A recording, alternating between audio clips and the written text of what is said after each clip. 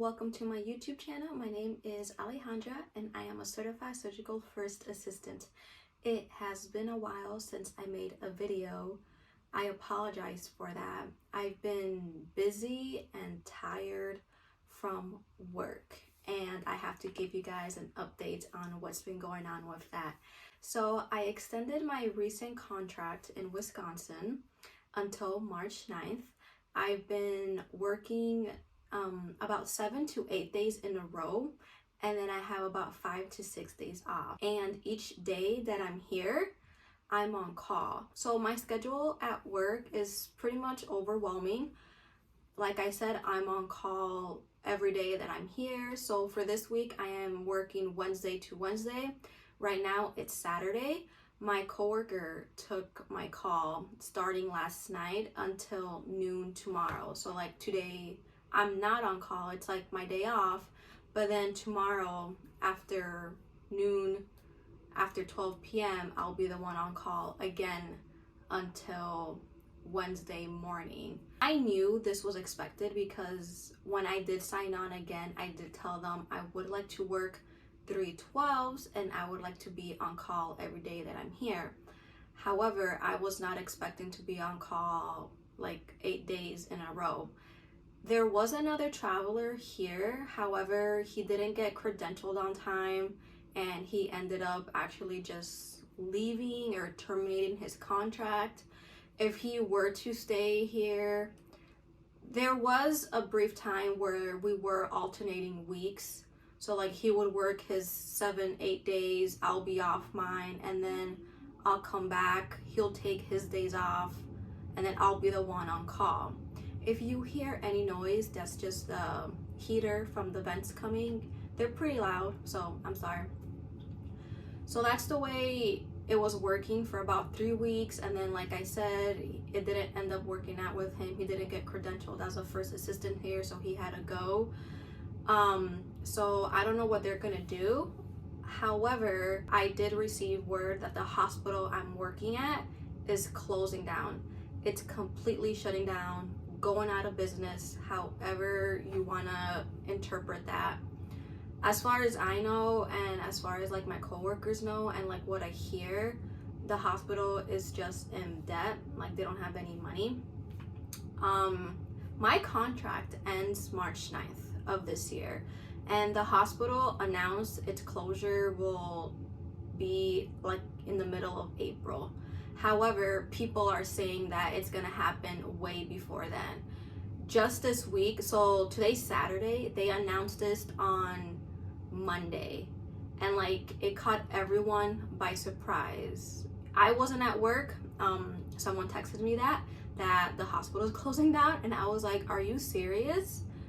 Like, I still find it hard to believe because I've never experienced anything like that. And like my coworkers, some people have been there for like 10 years, 15, 20 years. So like it's just hard for me to understand that, like, wow, it's like a hospital is like completely shutting down. My contract does end March 9th.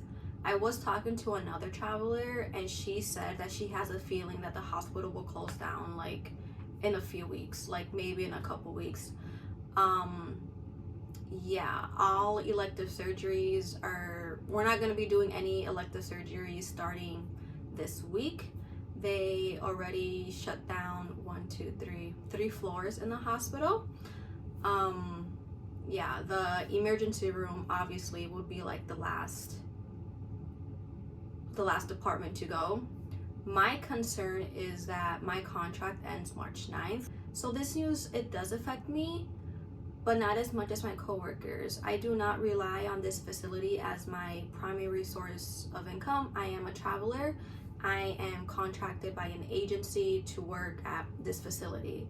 So for me, I actually don't know what's going to happen. I actually don't know what's going to happen with my contract. My recruiter is aware, the agency is aware of the hospital closing down. They don't really know what to do. They just told me, literally, my recruiter said, oh, it's business as usual. They're not gonna close down until April. But I'm like, you don't understand like the severity. Like they already shut down 3 floors. They already shut down like they already shut down certain departments. Like I was talking to someone from X-ray yesterday. She said they're not gonna do any IR, no nuclear medicine. Yeah. So I don't know what's going to happen with my contract.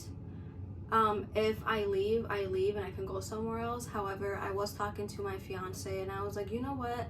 I am looking at travel contracts right now and the pay isn't good. The locations aren't ideal for me. They're mostly in the Midwest, and I personally want to go like to the South and Southwest because I've never been there before. I've never worked there. I've never lived there. And the reason I got into traveling was, first of all, to make money and also to explore new places, new states. So that's what's been going on. I just feel really bad like for my coworkers because some of them can't go anywhere, some of them can't travel.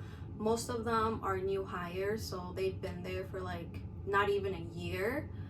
Some of them want to go travel, some of them like just want to stay here. There's not a lot of, once this hospital does shut down, there's only going to be one hospital left. And you know, there's like rumors going on, there's people talking how the town won't be able to handle that much volume. They're gonna have to like ship people out to wherever they need to go. I'm not familiar with any of the big hospitals here in Wisconsin, but it sucks and I really feel for them. So that's the news that I have to share. It's not a secret, it's in the news, it's on social media. I'm not gonna get in trouble if I talk about it because they already announced it and pretty much everyone in this town knows. But yeah, you know, with my schedule, that the way that it is right now, like I have enjoyed it, but I haven't. I miss going to work, clocking out, and not having to come back in like the next day. Like it sucks being on call, but there's really like no one here at this facility that can take a call for first assist for general surgery. I mean, there are CVOR first assist, but they are on call like for that department, and every once in a while they do cover general call, which is what I was hired for. Working 8 days in a row and then being on call, like it sounds pretty bad, but it's, you know what, it just sucks. Like I just feel trapped like when I'm here. I am at an Airbnb. I stayed in the hospital for 2 days, and then today's Saturday, so like Friday night. So yesterday I checked in here and I'm staying until Wednesday, just because obviously like I can't go back home. I did want to go home, but I'm like, you know what, I'll only be home for like a day. I can just find a place to stay here and like clean my stuff, do laundry, meal prep, which is why I got an Airbnb here, because I can't really cook anything in the kitchen. I can't really cook anything in the break room at the hospital. Otherwise, I would, if there was a place for me to cook in the hospital, like to make food, I would stay there instead. This has been an interesting experience for me. My coworkers keep asking me, oh, are you gonna go somewhere else? Like, what are your plans? And I was like, I don't know. Like, I'm fine being back home. I have a job back home that I can pick up as much as I want, as little as I want, until I find another contract. That's usually what I do after each assignment anyways, unless I see a really good pay package or a location that I really want to go visit. With the hospital closing down, volume is pretty low. Yesterday was pretty busy. We had 16 cases, but on Thursday, we actually only had 3 cases.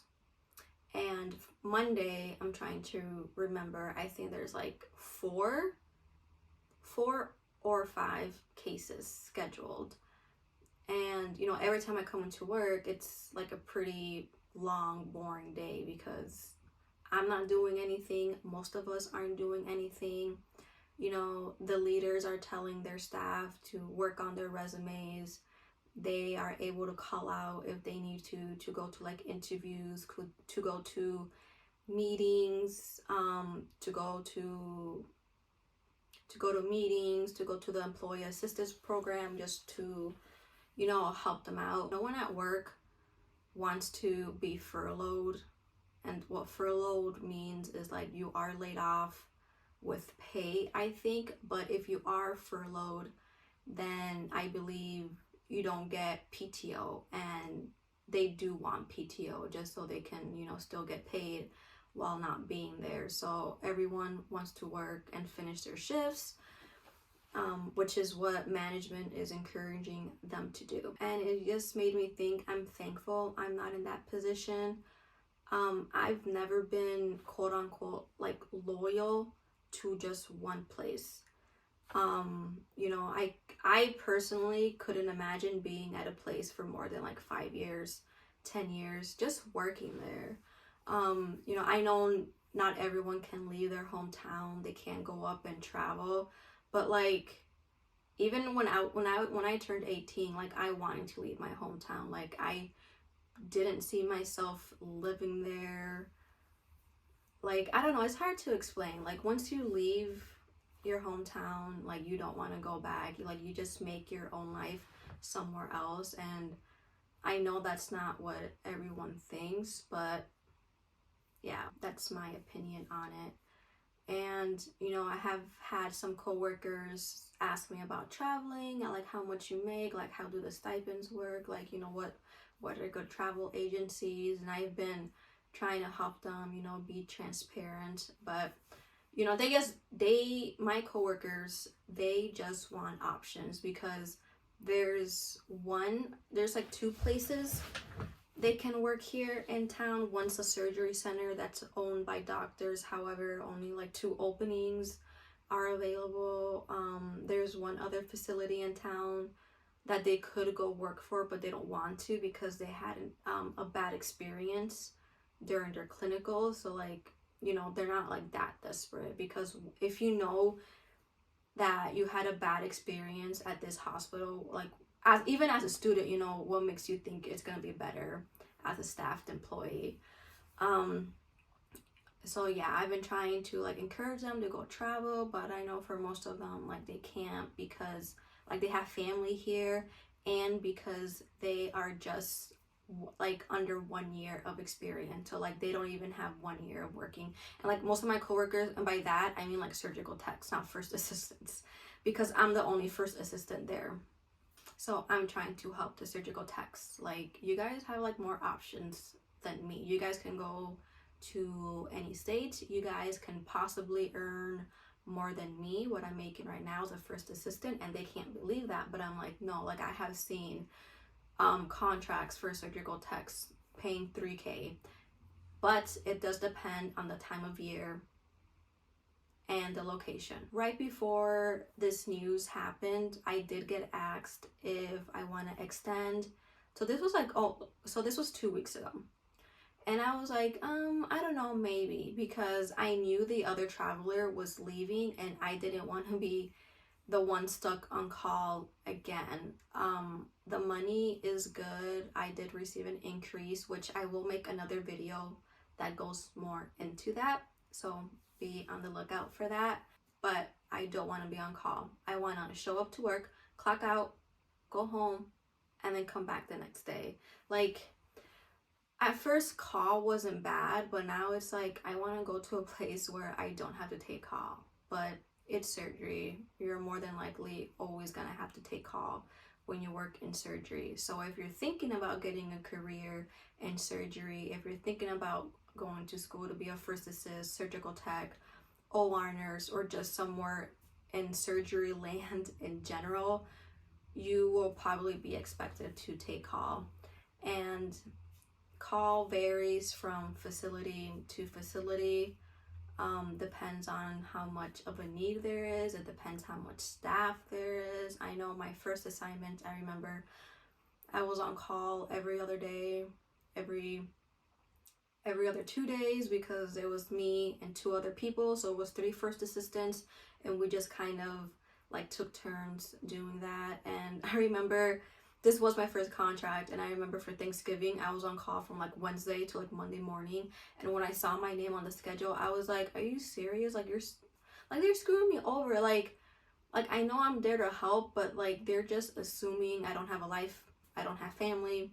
You know, I could have gone home for the weekend and came back, but by that point I only had like 1 week left on my assignment, and I was like, whatever. And it just made me think about what questions to ask for my next contract, like what are the call expectations and whatnot. I can't stay here because the hospital is obviously shutting down, but you know, I was still thinking about just coming back here for another 3 months, because like I like the surgeries and I like my coworkers, but the only thing that was holding me back is the call schedule. And if none of this was happening, I would probably be on call.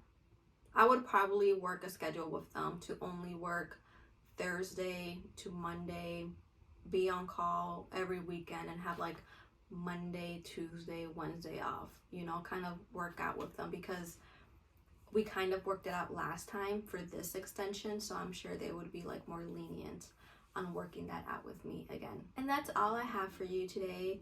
That was the big news I had to share. Hospital shutting down. My call schedule, my work schedule, whatever you want to call it, it is what it is. I guess I could talk to you about how my 12-hour shifts have been going. They've been going okay. I have worked 12-hour shifts in the past, and you know, after 3 p.m. Or after 3 or 4 p.m., that's like when it really dies down.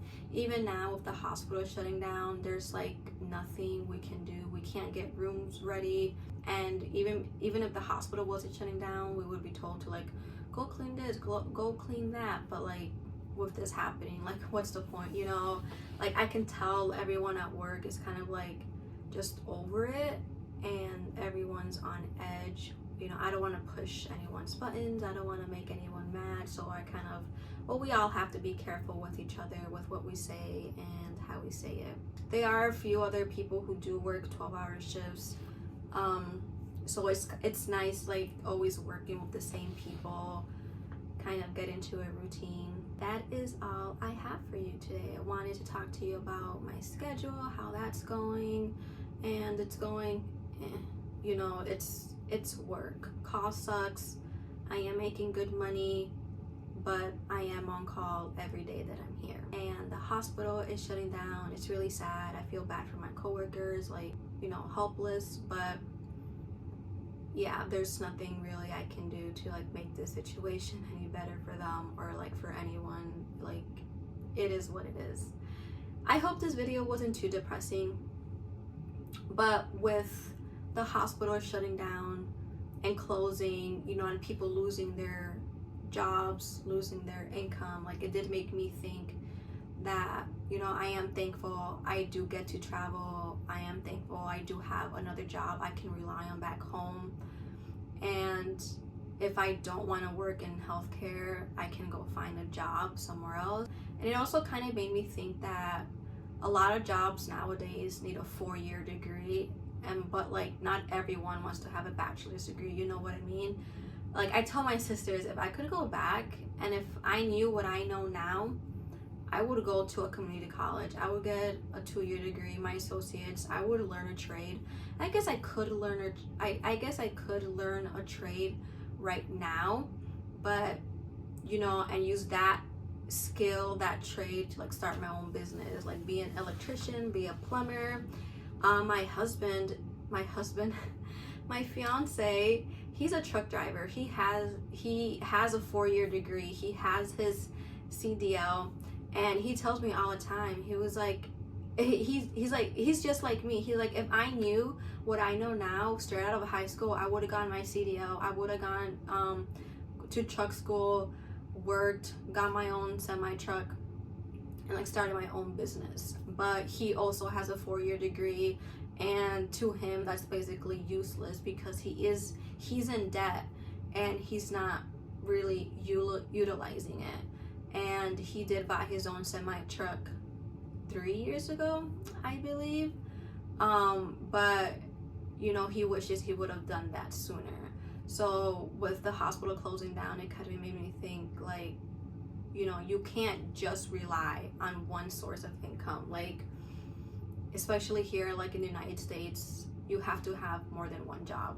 I hope this video wasn't too depressing. I just wanted to give you an update with what's going on with my life.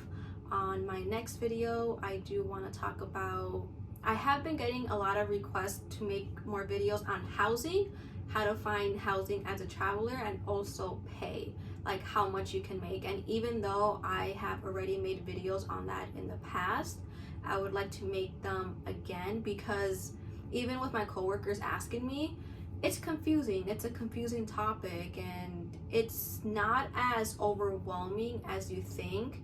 But I know for me, when I first started out, that was the one thing. Even two years in as a traveler, I'm going on almost 3 years as being a traveler. Even after my 1 year, I was still confused with how stipends worked and taxes and all that. So I will be making more videos about that in the future. Thank you so much for watching, and I'll see you again for the next one.